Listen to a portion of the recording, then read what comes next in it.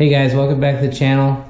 We're going to be working on the Corvette, well, parts for the Corvette. Kind of thought I was done with the version 3.0 build, but we're going to continue this build because of not unforeseen circumstances, but just to kind of bulletproof things.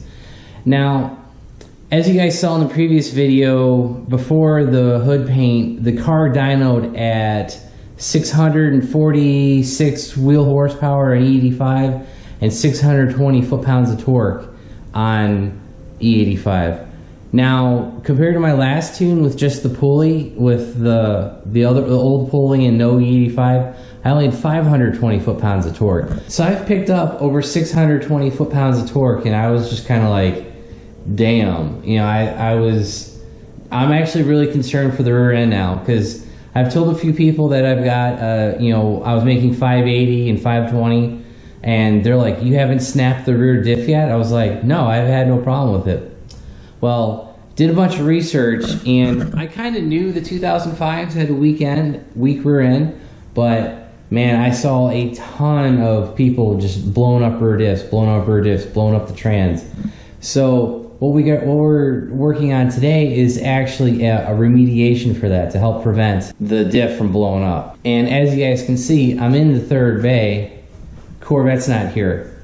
So we're not going to be working on the Corvette yet. It's actually still at paint. But as you guys may have seen in the background on the 360-degree pan, do you guys see what I have on the workbench?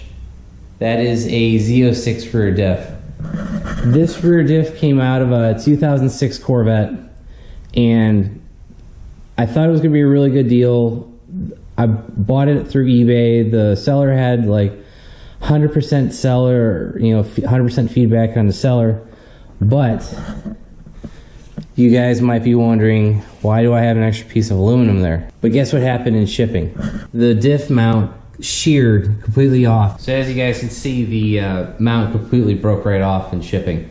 The guys put this diff weighs like 90 to 100 pounds, and first problem is they literally put it in a cardboard box.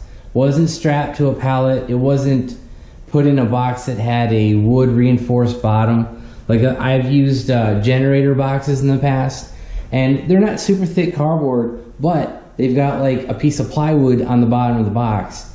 And you know, I've shipped 4-cylinder engine, the actual engine block. Nothing in it, just the block. I've shipped that and never had a problem. The first thing I noticed was the box was covered in oil. What the hell? Like, why is this box covered in oil? First thing they didn't do, they didn't drain the diff.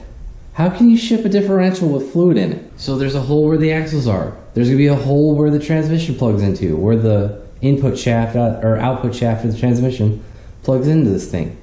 And I'm like, what the hell? So the box was covered in oil, and then I discovered my mount completely sheared. So what sucks is basically I have a differential that I can't use. One thing I noticed during the auction was the right hand side has a crack in it. See that crack coming out from the circle right here up front? So I knew that the right side of the differential had a crack in it, so what I did was I already went and ordered the Chevrolet replacement piece. This was like, I think this piece was like 150, something like that. And I used a 20% coupon through one of the Chevrolet dealerships, I don't remember which one, and so I got it a little bit cheaper. I actually had to put a bulk order in, so this was one of the items I bought. So I was anticipating the passenger, the right hand side, the passenger side of the differential being messed up.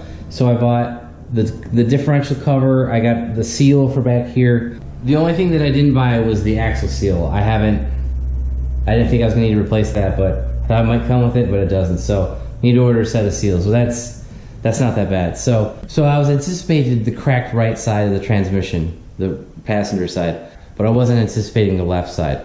And one more other thing I didn't include, as you guys can see, there's a giant dent in the differential cooler. So like this is supposed to be out here, and these 3 cooling layers are completely smashed in. So I've got an unusable differential cooler, I've got a broken case. So I said this is bullshit. So I actually contacted the sellers through eBay, told them, you know, took a bunch of pictures, sent it to them through eBay, and the guy was willing. He's like, you know, you could send it back. I'm gonna have to sell it as broken. Well, I had already ordered those parts for the passenger side. I was like, I really don't want to send it back. I don't deal with shipping, dropping a box off, all that crap. So I sent the guy, you know, he's like, if you want a refund, we can do something, work out something out. Priced the parts to Chevrolet and sent the guy that. I was like, this is what I want. The guy actually replied back. He's like, sure, I'll send that back. I'll refund you that amount of money. So I did that. And also, eBay has this guaranteed delivery thing, which I didn't know about. If your product is a day late or doesn't make it to your house on the day it's promised, you get your money back. So I looked through that and I got refunded shipping too. So I've got a good amount of money back on this whole differential deal. So I'm not too pissed off. It's just, it sucks that I'm gonna have to tear this thing down and go through it and rebuild it. But hey, you know what? It actually creates content for you guys. So I'm going to show you how to go through the differential and put those new sides on it. But I'm not going to do that in this video. This is just going to be kind of a future project video. Another reason I want to go with the Z06 hardware is because of wheel hop. I've seen a ton of cars do some wheel hop and then break the rear diff and or the transmission.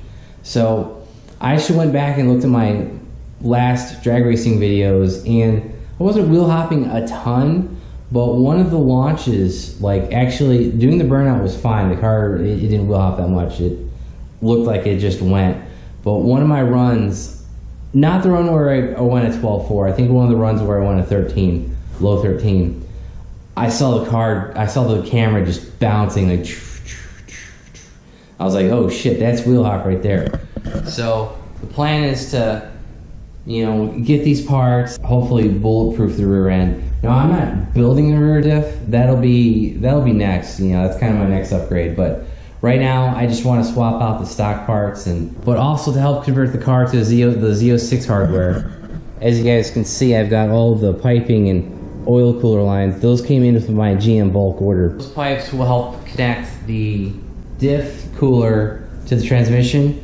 And I actually have to replace one of the main coolant lines, transmission coolant lines, because my setup only goes to the transmission. It doesn't go up and over the diff, up and over the trans to get to the diff. So that I'm gonna have to swap that out too. But so the Z06 parts alone should be stronger than my 05 diff. I've obviously just gotta do a little bit of work on this one, but I've got more parts coming to help do the install. But I've got more aftermarket parts coming to help prevent wheel hop. We'll get into that when those parts arrive and when I install them on the car. But this video is just going to be kind of the introduction to the project. This will be the next phase of the Corvette. So we'll get the Corvette torn apart and start installing all these parts. But, you know, this is going to be a long process. Putting the parts in, it's going to take a while. But the timing of this project is kind of perfect because it's actually going to start getting cold here and I will be driving the car anyway.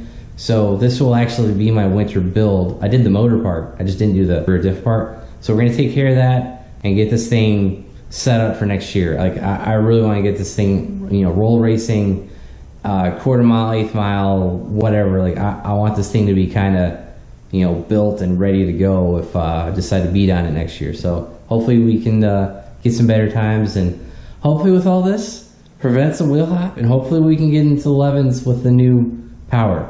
You know, I know my times are terrible, but this is just kind of the process of fixing the car, upgrading it, and you know, shooting for 11s. I know it sounds kind of terrible with 650 wheel horsepower, but it's what it is. So, but anyway, I'm going to stop rambling. If you guys like the video, give it a big thumbs up. If you haven't already subscribed, please do. Thanks and have a great day.